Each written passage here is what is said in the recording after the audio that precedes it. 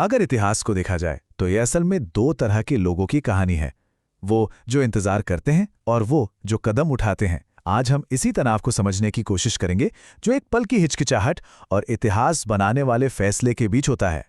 एक बहुत ही गहरी बात कही गई है कि हर सिंहासन, हर तख्त दूसरों की हिचकिचाहट पर टिका होता है।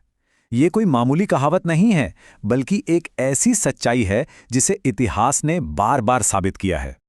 तो चलिए इसी बात को थोड़ा और गहराई से समझते हैं कि कैसे बड़ी बड़ी सल्तनतें और साम्राज्य असल में अनगिनत लोगों की छोटी छोटी हिचकिचाहट की नींव पर ही खड़े होते हैं।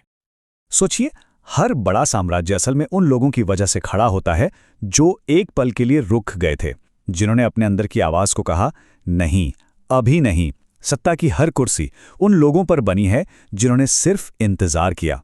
होता क्या है कि जब बहुत से लोग एक साथ रुकते हैं तो एक खालीपन, एक वैक्यूम बना देते हैं जिसे कोई एक फैसला लेने वाला इंसान आकर भर देता है। तो सवाल ये है कि आखिर लोग रुकते क्यों हैं? ज्यादातर मामलों में इसकी वजह एक बहुत बड़ा भ्रम होता है। वो है सही समय का भ्रम, एक ऐसे परफेक्ट पल का इंतजार जो शायद कभी आता ही नहीं। ये आवाज हम सबके अंदर से आती है ना? पहले थोड़ी तैयारी कर लूं, अरे अभी तो बहुत टाइम है, सही मौका आने दो फिर देखेंगे, या बस इतना सा, अभी नहीं। यही वो छोटे छोटे ख्याल हैं जो हमें बड़ा कदम उठाने से रोक देते हैं। तो फिर ये सही समय है क्या चीज? क्या ये सच में होता भी है या फिर ये सिर्फ हमारे मन का एक बहाना है एक्शन लेने से बचने का? और जवाब बिल्कुल साफ है। सही समय कभी अपने आप नहीं आता। जो उठता है, जो एक्शन लेता है, वही समय को बनाता है। समय कोई ऐसी चीज नहीं है जिसका इंतजार किया जाए। समय वो चीज है जिसे बनाया जाता है, अपने एक्शन से, अपने फैसले से। तो यहां पर देखिए, दो रास्ते बिल्कुल साफ हो जाते हैं। एक तरफ वो लोग हैं जो सोचते हैं अभी तैयारी कर लेता हूं और इंतजार करते हैं, ये लोग इतिहास को देखते हैं। और दूसरी तरफ वो हैं जो उठकर समय खुद बनाते हैं, और यही लोग होते हैं जो खेल को बदल देते हैं। और जो इंतजार करते हैं ना, उन्हें हम सेफ लोग या सुरक्षित लोग कह सकते हैं। ऐसा नहीं है कि वो बुरे हैं, बिल्कुल नहीं, वो बस सुरक्षित रहना चाहते हैं। लेकिन ध्यान देने वाली बात यह है कि सुरक्षित लोग इतिहास बनाते नहीं हैं, वो सिर्फ उसे बनते हुए देखते हैं। लेकिन जो दूसरा रास्ता है इतिहास बनाने का, वो आसान नहीं है। इसकी एक कीमत चुकानी पड़ती है, और वो कीमत बहुत बड़ी हो सकती है।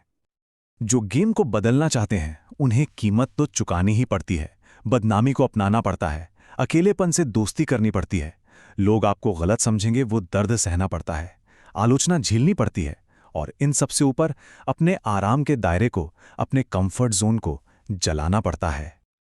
और यही सबसे जरूरी बात है। जो इंसान अपने कंफर्ट जोन को जलाने की हिम्मत रखता है, असल में वही खेल को बदलने की ताकत भी रखता है। क्योंकि असली बदलाव आराम में नहीं होता, वो तो उसके टूटने से ही पैदा होता है। राख से ही तो कुछ नया जन्म लेता है। चलिए अब एक और बड़ी दिलचस्प चीज की बात करते हैं, डर की। आमतौर पर हम डर को एक रुकावट की तरह देखते हैं, लेकिन जो जीतना चाहते हैं वो इसे सिर्फ एक रुकावट नहीं बल्कि एक हथियार की तरह इस्तेमाल करते हैं। देखिए, महान होने का मतलब ये बिल्कुल नहीं है कि डर नहीं लगता। असली बात तो ये है कि डर को अपना साथी कैसे बनाया जाए, उससे भागने की बजाय उसे ही अपनी सबसे बड़ी ताकत बना लिया जाए। ये बात इस सोच को और पुख्ता करती है। जीत हमेशा उनकी होती है जो डर से भागते नहीं बल्कि उसे अपना हथियार बना लेते हैं। वो डर को इस तरह अपनाते हैं कि वो खुद दूसरों के लिए डर का कारण बन जाते हैं। तो अब हम आते हैं आखिरी चुनाव पर, एक फाइनल चॉइस। ये फैसला है कि कहानी का मुख्य किरदार बनना है या फिर इतिहास के पन्नों में सिर्फ एक परछाई बनकर रह जाना है। तो अगर किसी के मन में अब भी ये सवाल है कि मैं कदम कब उठाऊं, तो उसके लिए जवाब क्या है? जवाब बहुत सीधा और शायद थोड़ा कड़वा है। दुनिया आगे बढ़ चुकी है। दुनिया हो या कोई मौका, वो किसी का इंतजार नहीं करता। तो आखिर में नतीजा सिर्फ दो में से एक ही हो सकता है। पहला रास्ता अभी कदम उठाना, दूसरा रास्ता वहीं खड़े रहना। और जो वहीं खड़ा रहता है वो किसी और के कदमों की धूल बनकर रह जाता है। तो जो लोग हिचकिचाते रह गए, उनका क्या होता है? वो बन जाते हैं बैकग्राउंड कैरेक्टर। मतलब वो सीन में तो होते हैं, लेकिन कहानी उनके बारे में नहीं होती। और आखिर में बस यही एक बात रह जाती है जो सोचने पे मजबूर करती है। कहानी उनके नाम पर नहीं लिखी जाएगी। तो सवाल ये नहीं है कि कहानी का हीरो कौन है, सवाल ये है कि क्या कोई अपनी कहानी खुद लिखता है या किसी और की कहानी में बस एक परछाई बनकर रह जाता है।